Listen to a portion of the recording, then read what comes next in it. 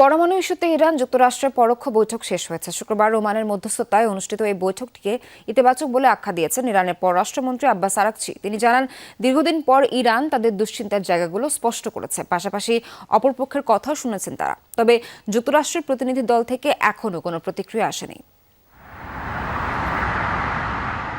ওমানের স্থানীয় সময় দুপুরের দিকে দেশটির রাজধানী মাস্কাটে পরোক্ষ আলোচনায় বসে ওয়াশিংটন তেহরান। ইরানের পক্ষে আলোচনায় অংশ নেন দেশটির পররাষ্ট্রমন্ত্রী আব্বাস আরাকচি। অন্যদিকে মার্কিন প্রতিনিধি দলে ছিলেন ট্রাম্প প্রশাসনের মধ্যপ্রাচ্য বিষয়ক বিশেষ দূত স্টিভ উইটকফ এবং উপদেষ্টা জ্যারেড কুশনার। উভয় দলের মাঝে মধ্যস্থতাকারী হিসেবে ছিলেন ওমানের পররাষ্ট্রমন্ত্রী বদর বিন হামাদ আল বুসাইদি।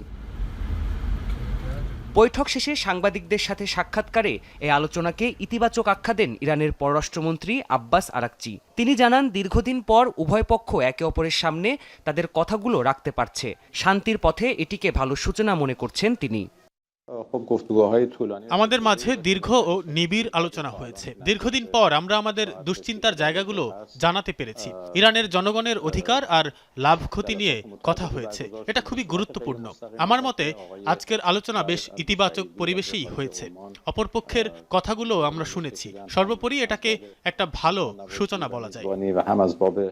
ইরান যুক্তরাষ্ট্রের মাঝে উত্তেজনা কমাতে উভয় পক্ষই আলোচনা চালিয়ে যেতে রাজি হয়েছে বলেও জানান আরাকচি। বলেন, সংশ্লিষ্ট সকল পক্ষের মতের ভিত্তিতে আগামী আলোচনার তারিখ নির্ধারণ হবে। তবে এ বিষয়ে এখনও প্রতিক্রিয়া দেয়নি মার্কিন প্রতিনিধি দল।